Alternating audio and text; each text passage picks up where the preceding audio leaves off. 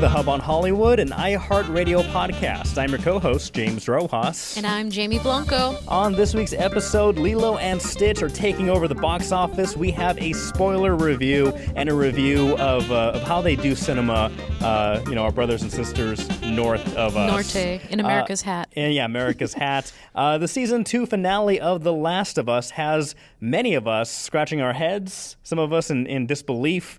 A beloved animated TV show coming back and more. But first, Jamie, let's talk about something that I never thought I'd be talking about. Okay. Of course, Right. Of course, Sydney Sweeney. Yeah, we talk about her plenty. We talk about her plenty. That isn't a surprise. That isn't anything new. What is new is a product that she is promoting. And if you would have asked me, what do you think Sydney Sweeney would be selling, shelling out, I would probably guess lotion first, maybe perfume. Skincare products, products, maybe fashion, all that stuff. Regular things. I wouldn't have guessed bathwater. Yeah. She's capitalizing on something there. Yeah, this is insane. So it's called, Sydney Sweeney is coming out with body soap that is infused with bathwater that she has specifically dunked in. Right, her bathwater. Yeah, her bathwater. That's the selling point. That's the key part. Yeah, it's called Sydney Sweeney's Bathwater Bliss, and it's in collaboration with Squatch, Dr. Squatch. Yes, Dr. Squatch. A limited edition. I think it's like 5,000 bars, hand bars of soap infused with her actual bathwater. Apparently, there was so much demand for this that they said, you know what, let's do it. Okay. Were you demanding this? Were you calling for this? I wasn't demanding this, but I know the internet, James. Yeah. I know what happens on the internet, and people are interesting. Let's go with that. But first of all, how do they guarantee that it's her bathwater? Like, does she go to the laboratory and take a bath in the laboratory? Well, I'm glad you ask. Okay. Because they actually did this in frame, on camera, at a photo shoot. So this is for a photo shoot for the product, and Miss Sweeney said that they had a bathtub for her. She actually got in there, took some soap, and had a nice little bath, and they took that water for the photo shoot. They used that. So she says, it's my real bath water. And this is the question. If you had to guess what smell Sydney Sweeney bath water would be, what would you guess? I don't want to. Something sweet, something fragrant, like floral, maybe, perhaps. You would want that, right? Yeah. Yeah. No, it smells like morning wood. That's what this description trees, says. Like trees. I pray. In the forest. I pray. Smells like morning wood. So a limited edition of body soap that you can bathe yourself and absorb the essence of Sydney Sweeney. I gotta say though, I love Dr. Squatch. Okay. I have ordered that for my husband. Yeah. Like, it smells really good. It is really good. Bath products? Yeah, bath products in general geared towards men mostly. Oh, of course, yeah. So I think that's kind of where this is all coming from. Yeah. But they're actually really, really good. I need to get some more for my husband too. It smells really good. So has your husband asked for this? No, Sydney Sweeney because he'd be in trouble. Bath soap? Yeah. So this is my question for you, and also for our listeners and our viewers on YouTube and on wherever you get your podcasts. But if you had to buy someone's bathwater infused soap, whose would you buy? Harrison Ford. You'd buy Harrison Ford. Yeah. So dunk Harrison 100%. Ford. 80-year-old Harrison Ford in a bathtub. And I just need his essence. You need his essence. Age is just a number, James. Interesting. Now, that was very quick. I had to think about this one. Okay, what was your answer? So here's the catch. Here's my excuse for this pick. But buying it does not mean you have to use it. So my purchase would be for a gag gift for someone else, maybe like a white elephant or what have you. Okay. But I would pick the bathwater infused body soap of Danny DeVito. And he would be down. He would be down 100%. To do that. Yeah. We need to start a campaign, # Danny DeVito bathwater. Something we need to like get that trending right now, because I think that would be the perfect gift. You go to, again, a white elephant or someone's birthday, they open up their gift and they have like his face on the bar or like, the packaging, and Danny DeVito, Bathwater. Okay. Or maybe it's like a bar of soap, but he's like, rubbed his armpits on it or something. I don't know. Yeah. You somehow made my pick worse. I don't know how you did that, but you somehow made it worse. It just feels more comedic, but maybe it's just not hygienic. Never mind. No. I shouldn't be in charge of these things. You should not be in charge of this. But you know great what? Pick. Yeah. Well, let us know. Would you buy Danny DeVito? Any celebrities? What celebrities Bathwater? Who would you go for? Why? What are we talking about? Okay. Well, you know what? She's not selling her bathwater, but producers are hoping that she'll sell tickets to the next installment of the Meet the Parents franchise, and that is Ariana Grande. Yeah. You don't seem too excited. You don't seem too excited. She's coming off of Wicked, so like everybody wants her now. They're like, you know what? She could sing in Wicked. Now we want to see her squirm in Meet the Parents. Yeah. Look, I'm just not the biggest Ariana, So you wouldn't buy her bathwater? I would not buy her soap. Bathwater. I know someone who would, but no. So what's she doing? So, I want to be more supportive. But Right. So she's starring in the next installment of the Meet the Parents comedy series, along with Robert De Niro and Ben Stiller. This will be the fourth.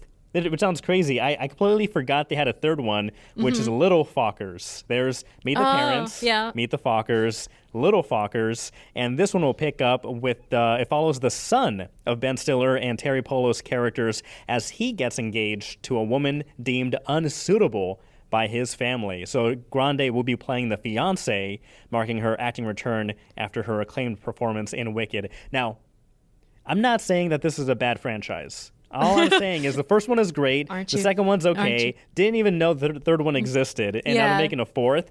Is this a big just drop? I know you're working with Ben Stiller, Robert De Niro, but this isn't like great. No, it's not. But it's the cash cow thing. It's the already existing IP that has the audience recognition that they can milk more money out of until Robert De Niro. I have nipples. Can you milk me? Exactly. Can you milk me, Greg? They are continuing to milk poor Robert De Niro's ancient nipple. Never mind. What is happening here? Well, we've already gone off the tracks. Yeah, but maybe they should put that in the soap. My goodness. Oh my goodness. Never mind. Would you buy a bar of soap infused with Robert De Niro's nipple milk? Wow. Indeed. Should we just restart this entire podcast? No. We're driving this train down into the dirt. Yeah, boop. All right. Well, you know what isn't going down into the dirt? What? Some recent films that have been coming out to the movie theaters. They're skyrocketing up into the atmosphere. Karate Kid Legends, the latest Karate Kid movie. Starring Jackie Chan and Ralph Macchio, who still looks like 40 years old, even though he's 60 years old. He looks great. He looks really good. He's probably using Sydney Sweeney's Bathwater Stop it! soap. No, but it had a really decent start to the box office weekend. During its Thursday previews, it made $2.3 million. It's expected to make between $25 and $30 million in its debut weekend. This one, I've heard mixed reviews. I've heard it's basically just like a repeat of Karate Kid 1, Karate Kid 2. It's just like nothing too crazy. If you like the beats, if you like the hits of, no pun intended, of the first one, you're watching the same one. Exactly. It's really exciting though to see Jackie Chan like still at it. Yeah. And still doing these things, but they're passing it on to the next generation. They did that already with Will Smith's son. What's his name? Jaden Smith? Jaden, yeah. Yeah, and so there's another... Yeah, Jackie Chan was also in that one. So I hear the stunts are good. I hear the main actor, the main kid in this one, he's like professionally trained to be like a dancer, and he's also a martial artist. Didn't he play Zuko in the live-action Avatar: The Last Airbender? I don't know. I believe so. We'll find that out. Yeah. Google that. But as we do that, Karate Kid Legends expected to have a decent opening weekend. However, it will not be enough to dethrone Lilo and Stitch's the Disney version of Lilo and Stitch live adaptation, which is expected to make around $60 million in its second weekend. And this one It's already zoomed past $400 million in the global box office. Nice. And guess what, Jamie? What? It's breaking records left and right. Left and right, right and left, up and down. Yeah. How did I know you were going to say? Yeah, so these are just, I think, how many? Many Wong. records. Ben Wong. Mm-hmm. Ben Wong, and he was in Avatar: The Last Airbender. Go Ben Wong. He actually was on Corridor Crew, a YouTube, VFX guys channel, and they also do like stunt reacts, and they actually show some clips of like exclusive clips of the Karate Kid legends, and so he does a lot of the stunts and all that stuff. So good for him. So he's very talented. The movie, again, it's not gonna woo anybody, so take that as you will. However, what is wooing people is Lilo and Stitch breaking records, and this is just a list of the records they're breaking. So they've broken the record for top Memorial Day opening of all time. Wow. Second biggest opening ever for any 4-day holiday. Third biggest opening ever for a Disney live-action reimagining. They're calling it a reimagining. It's a live-action adaptation. The fifth biggest Monday of all time domestically. The second best domestic opening of the year so far. And two more. The biggest Disney live-action opening ever across Latin America. And the seventh best opening of all time for any PG title. Wow. Wow. Oh, my God. So... We have to get into this because you love the original. Love it. It's a classic. Lilo and Stitch. I saw this movie. I adored it. I loved it. However, it's been getting some hate. It's been getting some hate online, and I don't think it's warranted. You, as a big Lilo and Stitch, original lover, how did it fall with you? Did it feel... Well, I haven't seen it, but I do like the trailers. They look really good. I think Stitch looks really good. I think, the actress who plays Lilo, Maya something, she plays Lilo. She's fun, and everything looks good. Excuse me. The only things that I understand there are a lot of changes to the film. And so whether that's like a main character missing, which is Gantu, and like the director has talked about it, like Gantu is not in the film. They've changed like who like the main villain is of sorts in this film, which some people are not happy with. People are not happy with the aliens not cross-dressing or Agent Pleakley not getting into drag. Yeah. And there are a lot of things that are changing, and including some accusations of kind of whitewashing the Hawaiian experience or the Hawaiian landscape, and in regards to like highlighting the effects of tourism, of colonization. And so there's a lot of things to dive into, but I've heard mostly things that it's a good movie. However, there's a lot of changes that diehards like myself may notice. Okay. Right. Well, I would say to that, we're not going to get into spoilers. I mean, if you've seen the original Lilo Stitch, it's essentially the same movie. They do make some pretty big changes, however, in like what you mentioned. I really loved it. I thought it was a really good modern update on the story and a good realistic take on the story. The director was talking about how, yes, we had to take Jumbo and who is the other one? Jumba, excuse me, and Agent Pleakley. And Agent Pleakley, and make them like humans, right? And give them a human disguise, because aliens walking around that cross-dressing people, obviously that's not going to work in a live action. People are going to notice, right? But I thought that the actors who played them did a really Zach good Galifianakis job. And the other guy. I think he's in Hamilton. I think, isn't he King like George in Hamilton? Is he? Because I love him. Yeah, I'll check. But his smile was phenomenal. I know people were upset by that. No, I don't think he is. But Billy Magnuson as Agent Pleakley. Yes. So I thought it was a really good update, and I thought that some of the choices that they made for these characters were way more realistic, way healthier than the original, perhaps. So there was more depth to in particular, the character of the sister, of the older sister. So I really enjoyed it. My husband and I both, there was one particular part of this movie where we were both like, someone was cutting onions in the theater. And I had to like remind myself, it's not real. It's not real. It's not real. It's just it's just a movie. I'm not going to like break down right now over this movie, but it has very emotional moments. The kids completely loved it. We saw it Have with my they seen son the and my original? daughter. No. You keep doing this. I don't know if you do this on purpose, but because you know me, I'm a big advocate for the originals and like let kids watch that first and then go with the live action. But you're constantly you're the opposite. I'm an agent of chaos. You are. So no, but they enjoyed it. They did. They enjoyed it very, very much, and we saw it in Canada actually. We were up in Montreal, and it was actually a little bit of a challenge to find a theater to go watch this with the kids. Interesting. The theaters that were closest to where we were staying were Et VIP. What? James. Okay.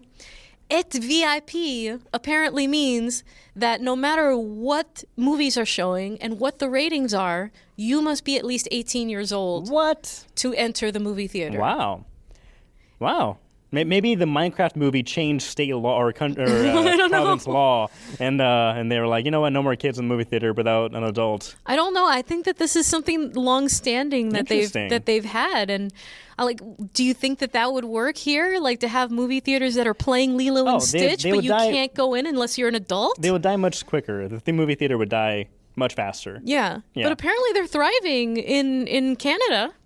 Because there were two of them. They were the two closest theaters to where we were staying. And it's like, hey, I just want to take my kid to see a movie. Well, good thing you were with them. So that shouldn't have been a problem, right? Or No. Like, even if you are accompanied by an adult, children are not allowed. Whoa. Every individual. I missed that part. Yeah. Wow. Okay. Everybody must be over 18 years old. Interesting. Yeah. So kids not allowed, period. Wow. Okay. Well, that's Canada. I love you guys, but that sounds kind of backwards. We need to do some research, find out what happened. Like, there must have been an incident in the 90s or 2000s I don't know. They're like, you know what, kids are done. You're banned. But they. Oui. But they had a lot of regular theaters as well, but they had these Et VIP. I guess. I mean, I know there are some places where, like, kids aren't allowed. Some restaurants in America, they're like, no kids allowed because they're jerks, and so maybe it's a popular thing in old Canada. Yes, but as far as Lilo and Stitch goes, I would just tell people, I know you love the originals, but let it go and give this a chance to be what it is, because I thought it was really, really good. And my kids really, really liked it, and I want to go see it again. How are the CG effects? Because I know, like, for example, Sonic. Like Sonic, he's like the only CGI character in the film, and I know this one has like at least 3 or 4 main ones that are prevalent.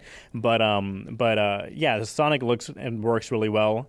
I'm assuming this one. And I think that using that technique, that's what they've done here also, where CGI is as minimal as possible. They only use it very sparingly with the characters that are CGI and with a few of the stunts or fight scenes, but like as minimal as possible. And I think it really works. They keep the family right at the heart of this story, and you feel that. And little Maya, who plays Lilo, is just so adorable, so cute. She reminds me of my daughter so much, and she just did such a great job. And I just loved watching her on the screen, and it just made it all that more endearing. And it's like you just want to hug her and protect her, and it's a good movie. You did a great job. Now, you've seen Lilo and Stitch. Yes. Okay, but how long ago? A few days ago. No, not that. Oh, the original. The original, yes. Yeah, I know you watched Lilo and Stitch. The original. You got to be specific. Years. It's been years since I've seen the original. You may remember Jumba. He has, in the animated version, a Russian accent. Mm-hmm. This one is just Zach Galifianakis' voice. Yes. Right. And so, people like interviewing Zach during the build-up, lead-up to this, they were asking him, like, hey, so there are a lot of changes in this film, one of them being you don't have a Russian accent. And one thing that was interesting that caught my attention was he was saying, no Russian accent. I went into the role when I got hired saying, I'm willing to do whatever you guys want me to do. And he was willing to do the accent, but Disney told him, no accent. We're not going to do any accents. And he said, it's a little weird right now, and they're not fans of doing accents. Mm-hmm. And he said, it makes sense, like, Russian accents, Russian accents and characters always play like the bad guy in many American films. Mm-hmm. And so is Disney being a little too cautious with that right now and not wanting to offend anybody or certain countries or whatnot? I don't know if it's being too cautious, but yeah, that is definitely Zach, a pattern. He looked uncomfortable as he was answering that question because he too looked disappointed. And I was like, yeah, I know, like, yeah, we couldn't use the accent. They said they just wanted me to be me, and it's a weird right now. It's a weird time right now for accents. Mm-hmm. So that's fine. I think that's fine. I don't think it's not my Jumba. Hashtag not my Jumba. And there was like a whole other character that was completely removed. The one that's chasing Lilo the whole time. Isn't Gontu, like the big giant one? Yeah. That's Gontu. Yeah, he's gone. He's gone. Gontu's gone. He's gone too. But he's gone too, exactly. I don't know where he's gone to. No. But he's gone too. Anyways, I don't think it was much of a loss. It was fine without him. Okay. So you would recommend Absolutely, Lilo and Stitch? 100%, 9 out of 10. 9 out of 10. Shirtless Kylo Ren's. I'll again, because my daughter, she's a little too young for the movie theater, so I think I'll wait to show it to her. But I'll probably watch it on Disney Plus. But you need to watch it because there's a change that they make at the end that is proving to be pretty controversial. That I would really love to have a debate with you about whether this is good or this is bad or. The Stitch, whatever. like, join a cult or something, and he's like, "Aloha, cult. we love you, leader. We love you. We love you." Yeah. Well, I'll see it as soon as I can, and we'll get back into the spoilers and all the debate. So tune in for the next episode of the Hub on Hollywood for that. Absolutely. And be sure to, make sure you catch that episode by subscribing, by liking. So we are in the 470 range now. I know. That's so exciting. We have 470 plus subscribers at the moment. So we are trying to reach 500 by the end of this year, maybe by the end of the summer. And you can help us help someone, or maybe yourself, win a t-shirt, a Hub on Hollywood t-shirt, or a Hub on Hollywood hat. All you have to do is subscribe, like, comments. We'll put the criteria out there closer to the 500 mark. But yeah, big chance to celebrate in all these ways. You can also listen to us on any of the major podcasting streaming services like iHeartRadio, Apple Podcasts, Spotify, anywhere you listen to podcasts. We are there. And the biggest thing, share. Please share the podcast because that's how, people learn about us. If you know anybody who is big into movies, big into the New England filmmaking industry, the machine, share this and get them hooked. Boston hooked on the Film hub. Machine. Hooked on the Hub. Hooked on the Hub. That'll be our next podcast. Yeah. Hooked on the Hub. I don't know what that one would. That one be about fishing? Maybe. It'd be just about bathwater. Just all bathwater content. And who's making it. Yeah, exactly. All right, you do that. Excellent. Maybe with a different co-host. We're going to talk about The Last of Us Season 2 finale, but we just got some breaking news. Breaking news. I am not smart. No, I was wrong about Ben Wang. He was not in Avatar: The Last Airbender, but he was a character in Shang-Chi. So that's... Are you sure? I am sure. Okay. That part I'm sure about. Okay, yes. That part. Okay. All right. Sorry, Ben. I am just fan casting him in everything. Hey, maybe he could be Zuko's evil brother or good brother. Good twin brother. Yeah, something like that. Change the lore. Speaking about lore changing, my goodness. Okay, so The Last of Us. Let's get into this. Okay. So The Last of Us Season 2 finale was last week.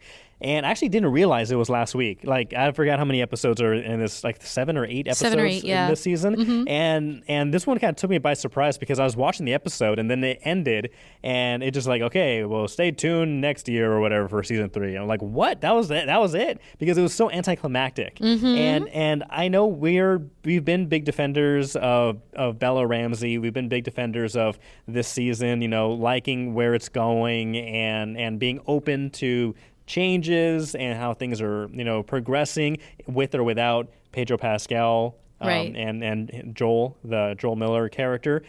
However, this last episode or two, especially this last one, has really got me not liking Ellie, the character Ellie, more and more. And this final episode was pretty rough. And part of it is, of course, because of the writing and the direction, but also apparently the directing. Because Bella Ramsey, I don't know, this episode, I'm not turning against her or anything like that. I'm not joining that bandwagon. But man, it really ends on a very anticlimactic note, and I'm very disappointed with the characterization of Ellie from what I've read online. It's completely different. And people have said this before, but, you know, like kind of emphasizing how it's completely different. The show's character version of Ellie is to the video game version of Ellie. And during this episode, I was actually rooting against her, and not like, you know, like kind of like the anti-hero kind of way. It's just like you're just making stupid decisions, and you're very incompetent, and you're making things worse for everybody. And it's hard to root for the main character when they're doing things that are costing lives or putting other people in danger. And I think, you know, part of what they're doing here is they want the audience to question who is the real victim, right, and who is the real villain. But I don't think that there is a clear answer. I don't think anyone is a hero here. I think everyone has made bad choices. No one is, you know, innocent or purely a victim or anything like that. But yeah, she is making really terrible decisions, and they're exploring the revenge. Right. And there are no winners in revenge, and the collateral damage that comes as a result of not being able to let this go, right? And the betrayals, and it just seems like, everything is falling apart. Everything is falling apart for this character. And I can understand I could understand that character development, or, you know, an imperfect protagonist. Someone who, you know, makes bad decisions, but you are sympathetic to them and you want to continue rooting for them. But then, so that comes into the whole writing of it, you know, the direction of it, the writing of the season.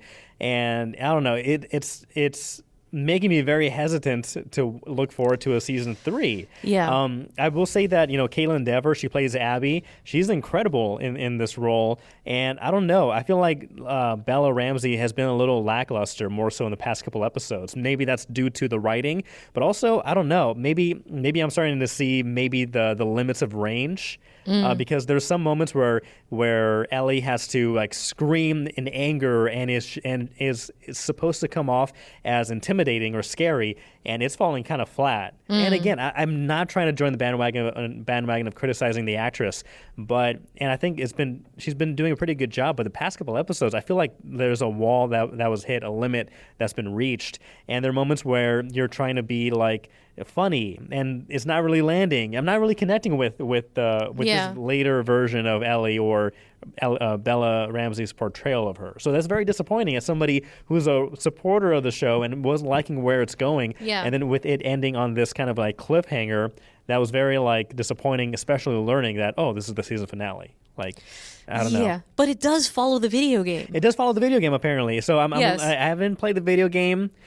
That being said, you know, it's... and this is part of, like, why when we first started watching, when the season first came out, and even before then, I was telling him, like, I really hope that they sort of diverge from the video game story, because a lot of people didn't like it, and, you know, when I watched it, I didn't really like it, and I was really, really, really hoping that they would make some changes, because I don't think that it's a storyline that a lot of people are going to enjoy. And they're not making any changes. They're keeping very, very tightly sort of to that video game storyline with, you know, some changes here and there. But the main storyline is, progressing the way that the video game does. So season 3 is in the works. And have you played the video game or no? But you just I have not played the video game. Many of the cutscenes you are familiar with. I watched the cutscenes. So is Ellie like unlikable in the second video game? I feel like she's more likable and competent, right? I feel like this version of Ellie in the show is just kind of like flying by the seat of her pants and would be killed instantly or really put in immediate danger if it wasn't for Dina, you know, Isabella Merced's character, right, saving her and like slowing her down and making her think critically and rationally and tactfully. So, yeah, I don't know if that's similar to the video game. If so, I don't know. I feel like it's maybe she's a little more knows what she's doing in the video game and a little more like grounded.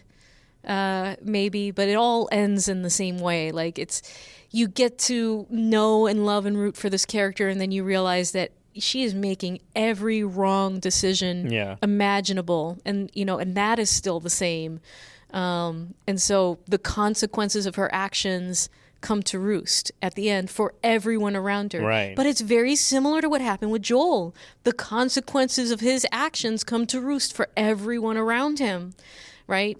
So I don't think it's that much of a departure from the theme, the overall theme of the show, but maybe it's not done as well as with Joel and all of that. Maybe it's not getting conveyed that well by the showrunners. The showrunners actually did, like, there was an interview after the final episode saying how, like, Abby is a hero. Like, they want, everybody has, like, their they want issues. You to sympathize with her. They want to sympathize with Abby, but they say that Abby is, like, almost like the hero of the story.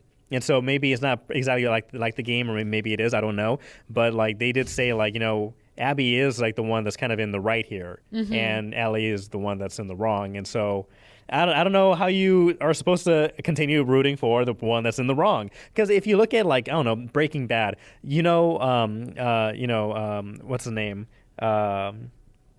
Walt. Walt's character is very flawed, and he gets progressively worse, and he becomes like an not even an anti-hero, but he becomes a despicable character. Yeah, exactly. But you still like watching him. He's a bad guy and he's doing bad things, but you're enjoying him and you understand his motivations and you can sympathize with it to an extent. And even with, like, for example, like John Wick. Like John Wick, he killed his dog and he's going on his, like, a 500-person murder spree, but you're enjoying it. It's like, technically you're a bad person, but, like, we love watching you. It's the what's it called? It's the Revenge. No.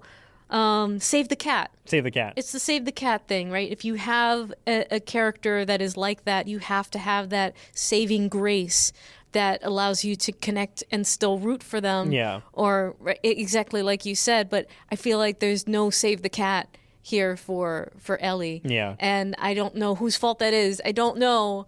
But yes, my husband said the exact same thing. He watched the finale last night and he's like, that was really disappointing and anticlimactic. So that's sad. Yeah, so I'm kind of sad too. So not sure. Yeah. And now we're gonna have a perspective shift, right? So it's like, so if anything, that's what I'm looking forward to. I'm looking forward to seeing Abby, because Abby, she you understand where she's coming from. She has a very in-depth, character work, and you sympathize with her. And the thing is, she's good. She's good at doing what you need to do. So, like, unlike Ellie, where she gets caught up in a lot of situations or can't handle herself without help or whatnot, and in the video game, I understand that she is able to do that. Abby, and you're watching it on the screen, like, she's very competent. That's the word I keep coming back to. Competent, she's very capable. competent at this and capable. So this is like a different shift in perspective, and you're watching her, like, kick ass, and you kind of side with her because she's the one that was wronged and did her one-man revenge. She killed who she wanted to kill,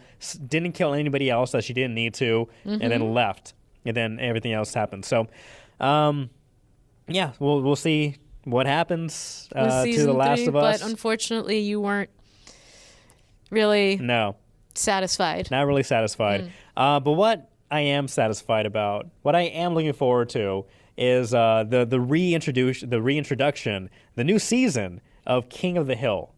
Okay. Have you seen that show? So I have seen that show. I wasn't, like, really big into it, but yes, I've seen the show. Yeah. Yeah, I love the show growing up. Watched it, like, every week, every Sunday, like after The Simpsons it came out. Damn it, Bobby? Dang it, Bobby! That boy ain't right. Well, this one, this picks up, years after the final episode. And so instead of, like, where we left Bobby, like, in middle school, he's a young man. Like, he's in his 20s now. Okay. And so this is very fun. King of the Hill revived, appearing on Hulu on August 4th this summer. Oh, so it's already coming out. Yeah, nice. Yeah. New episodes will acknowledge the passage of time with Bobby Hill, now an adult, after being a middle schooler during the show's first 13 seasons. Originally aired from 1997 to 2010. And one thing that was really fun about this, they had, like, if you remember the intro of the episode, of each episode, it shows, like, Hank, Bill, Boomhauer, and Dale, like, drinking beer in the alley, and everything is going fast motion around them while they're just standing there, and life's going on. And so this kind of does a quick kind of, like, catch up of what happens through the years. And so you have like the Bill, Dale, Boomhauer, and Hank sitting there, and then you see like the kids running around, and the next like this all happens in like seconds, like hit moments. And you see like Bobby's older in his teenage years, and you see like his friend Joseph and his girlfriend older, and then things keep moving, and then eventually you see the Hill family move, like they move out. So for a while it's just the three, Dale, Boomhauer, and Bill, and then a new person moves in. Then there's four of them again, and then all of a sudden it's funny because you see a moment where like Bill sneezes and he walks out of frame, and then the next like frame, they're all wearing masks, so it covers COVID. Oh and my then God. and then it keeps going on, and then at a certain point, Dale, you see like vote for Dale as mayor, like stickers and posters pop up, and like he's all happy and he runs off scene, and then eventually, the Hank, Peggy, and Bobby, they move back into the house. And they're older, and so Bobby's in his 20s. Peggy and Hank look a little bit older too, and then you get kind of resituated back into where they are now. How are we on the propane? The propane accessories. I'm assuming I don't know. We'll see. We'll find out. We'll find out. And so I'm really looking forward to this. So King of the Hill, after 15 years since the last episode. It's not often that you see like a cartoon come back like that. Yeah, and age the characters. Right. Yeah. Yeah. So I'm excited for. So you know what else I'm excited for? What are you excited for? Ta-dum! Netflix. Netflix is having their Ta-dum festival. I hate that name. That thing. Yeah. Why do you hate it? How do you spell it? Tudum. That's Ta-dum. It's onomatopoeia. That's it's onomatopoeia. dumb, I think. I don't know. It's too dumb. It's too dumb. Sorry, Come go on. on. Sorry for stealing the win from your sales. Go on. I love it. I just don't like that name. From the Going Merry, Yeah. my sales. Yeah, listen. But yes, they're coming out with the big shows and the big movies of the year. We're going to get the trailer for the second season of One Piece. We're going to see what their fully CGI character. There's a CGI character that's a reindeer, a transforming monster doctor reindeer. Why not? Chopper. And they haven't revealed what that character design is going to look like yet. So we're going to hopefully get a look and see if this is actually going to be a good character that's going to fit in. We're getting a look at some of the other movies, including the Happy Gilmore 2, which was filmed here in New England. So that's, by the time people watch this episode, Ta-dum will have happened. So go over to the Netflix, I don't know, social medias and pages and whatnot and see what they've got to offer. But I'm really, really excited about watching that. And okay. I don't know. Maybe have I just been pulled in? Have I been, all of their marketing has worked on me. They've brainwashed me or whatever, but I'm actually excited for it, which is, Well, I'm excited that you're excited. I'm not excited for, I don't watch One Piece. I'm not planning to watch the Happy Gilmore 2, but I'm happy for you. King of the Pirates! King of the Pirates. Okay. Well, you can be king of our fan base, of our fan club here on the Hub on Hollywood by liking and subscribing. Again, we were trying to reach that 500 mark, so any way you can help us. Sharing is a big way you can help. Yes. You can also help by listening to us on any of the major podcasting streaming services. Wherever you get your podcasts, we are there. Jamie. James. Do we have time for a Cinequote? I think we do. Let's do Cinequote. So for those who are unfamiliar, if you have just subscribed recently, among the many people who've subscribed recently, there's a game called Cinequote. Basically, it's kind of like Wordle, where there's a movie of the day, and you have to guess what movie it is based off of the quotes that are provided. You have 5 guesses, 5 quotes. And we're on a winning streak. We are. We're on a 9-game winning streak. I'm very surprised at how well we're doing. Yeah, so you shouldn't be. I shouldn't awesome. be, that's right. We're experts. We're cinema experts on this, so be prepared. So today's game is number 897. So if you are watching, listening, you can pause, pop up cinequote.net, and play with us. But we'll do our first quote in 3, 2, 1. I told my dad I've done nothing at school.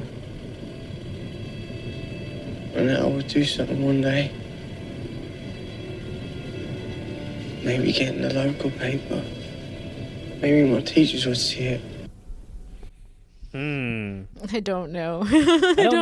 I don't know. Sounds British. It does sound British. You are right about that. All right. Okay, let's see the next quote. We'll do next quote in 3, 2, 1. The tide's turning now. How can you tell? Oh. The body's come back. I'm going to guess Dunkirk. Okay. Dunkirk 2017. Wow, that's 2017. Okay, in 3, 2, 1. Woo! All right. Very glad you watch war movies. All right. Christopher Nolan's classic, Dunkirk. Yeah, all right, look at that. Most people guessed it on the third guess. We got it on the second. Woot, woot. Woot. All right, well, woot, woot to us and woot, woot to you. Thank you so much for joining us on the Hub on Hollywood. Be sure to comment down below. Let us know what you think about Lilo and Stitch if you have watched it. Are you a Lilo and Stitch purist? Are you upset with the changes, or are you okay with this new live adaptation I think it's great. for a new generation? Comment down below. Also, which celebrity would you buy their bathwater? Again, Sydney Sweeney coming out with her own bathwater bliss that smells like morning wood. Make your money, lady. Make your money, ladies. Yeah, you don't need to sell foot pics anymore. No, I know, sell right? your bathwater. My goodness. Yeah, Karate Kid Legends. Let us know if you like it, if you want to watch it as well, and especially your thoughts on The Last of Us finale of season 2. A lot of things I liked, a lot of things I didn't like. Again, there's a whole subplot that was happening, and then you don't see it start. I guess there's a war in the Last of Us video game with like a faction, and there's a lot of build up to that, and then you see them leaving on boats, and then that was it. Like, where did they go? Yeah, there was like no. Like, where did they go? And so yeah, there's so much stuff going on. I have mixed feelings about Last of Us, but hopefully you don't have mixed feelings about us. Woo. Jamie and I, you love us. We love you. Hub on Hollywood. Yeah. Well, until Are we gonna get sued for that? probably. Okay. No. All right. We're good. We're in cahoots. Until next week. Until then. I'm James. I'm Jamie. See ya. Bye.